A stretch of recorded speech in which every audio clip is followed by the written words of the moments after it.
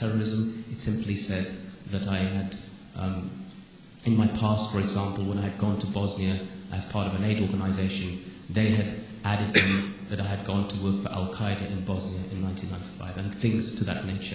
Yes. In the belief that I would somehow be sent to a court where I could argue this case openly and have it rubbished, I signed the document hoping that that would be the case. So you signed a confession, in your own words, that was a false confession? Yes, under the threat of torture or execution. Yes. At this point, my interrogations became less adversarial, but the psychological effect and the seclusion from anybody else took its toll on me. I think I'm a very sane, normal, calm and collected person, but I had lost my mental ability to reason properly on several occasions and began to punch and kick and scream and cry in the cell because I saw no end to this.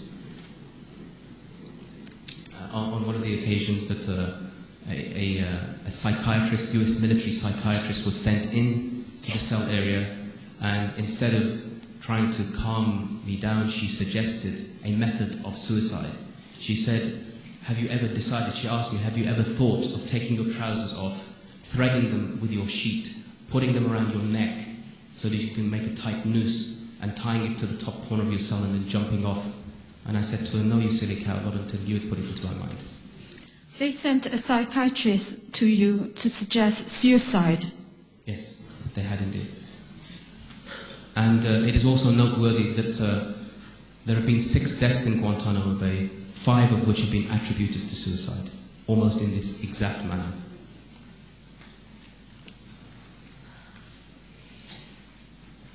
They prescribed some drugs to me after this point. I don't know what they gave me, but I hallucinated as a result of them, and that is something that I had never experienced before. So I don't know whether it was an experiment or whether it was just an effect of drugs that I wasn't used to. Again, Mr. Beck, in your own words, you were going through mental trauma as well as physical abuse. I think the mental trauma was much worse than the physical part. I think I could take the physical part tenfold in comparison to the mental trauma, particularly the constant mentioning of my family, the constant mentioning of, do you want to see your family again? And if you do, you have to go do X, Y, Z. At any point, did your government ever attempt to intervene and aid on behalf? Consular visits began in about 2 years or so after I was taken into custody.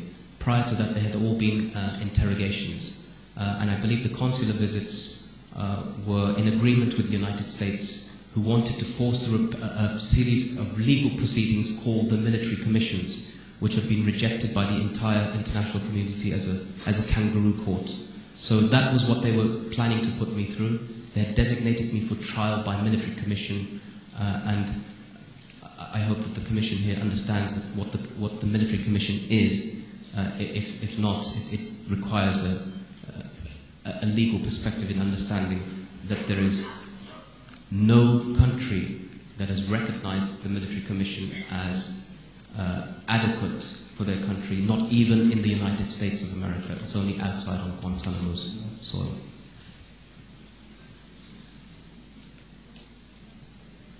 Eventually, in November 2004, I was moved from solitary confinement and put into the blocks, which are communal cells. It's the same size cell, but this time there are 24 cells on either side of a 48-cell block. And I, for the first time, was put into the company of other prisoners and finally was able to communicate with other human beings. This, Mr. Beck, was after a period of solitary confinement for 2 years, in your own words. After 2 years of solitary confinement, yes. And on I believe in January 2005, the decision was given to me that I was going to be released. I was taken back to Camp Echo, and from there the process of my release was initiated, and I was flown back by the British government to the United Kingdom, where I was finally reunited with my family. before this, as a Muslim in Guantanamo Bay, were you ever allowed to practice your religion? For example, Friday prayers, visits by the Imam, that sort of thing? No, I wasn't allowed in that sense. There were things that they couldn't stop. They couldn't stop me from praying. Even if my hands were tied behind my back, I still prayed. Even if I was hooded, I still prayed. But the things that I couldn't practice is that, no, I didn't pray the Friday prayer for 3 years. When I was in Bagram, for example, I didn't even have water to make wudu or the ablution, and I had to make dry ablution for a whole year. When even in Bagram and in Guantanamo, the month of Ramadan came and went, and I didn't even know that it happened. Eid came and went, and I didn't know that it happened. I wasn't able to pray in congregation, and I wasn't even able for most of the time in Guantanamo to communicate with other people there who could give me some sort of religious and moral support, which I clearly needed. I wasn't even given access to an imam or a Muslim chaplain who was present in Guantanamo, but who himself, as an American soldier, was brought up for charges against the United States. So from the point of your initial arrest in Pakistan, right to the point of your release in Guantanamo Bay, what period would that be, Mr. Beck? 3 years almost precisely to the date. Can you tell us in your own words, and before the commissioners, can you describe how you felt during that period of release, and would you like to elaborate a little bit more on that 3-year period? I think the 3-year period was interspersed with all sorts of feelings of despair, hopelessness, of humiliation, degradation, disbelief that this was actually happening, a sense of loss as to how this could have happened and who is doing it. The United States of America, the fact that it is a country that, although I've never been to America, America has been to me, and it has shown me a face of it that I never knew existed. I had grown up in Britain on American culture, American films, American literature and music and so forth, and I was witnessing now the nastiest side of America. And I think it was happening, in my estimation, clearly, it was twofold. It was very racist, but it wasn't just racist, because some of the people who carried out the atrocities against us would be described as African American, would be described as Hispanic. But clearly, this was very Islamophobic. Clearly, every cell that we saw, every cell we were held in, particularly in Bagram, had a name on it. It had a name written by American soldiers.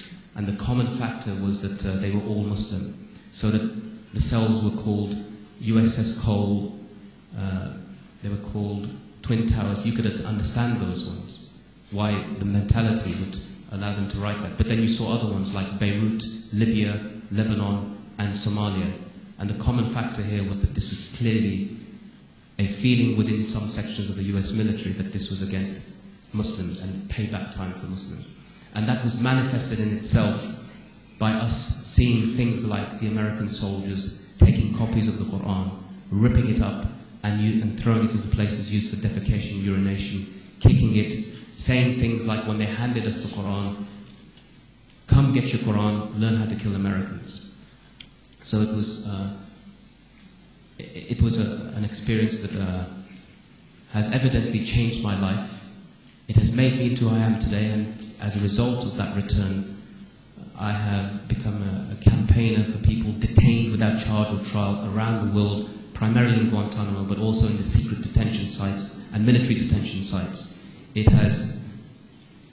Its damage has been irreparable. I returned home to see a child I had never seen, who was 3 years old. He didn't know what it was to have a father.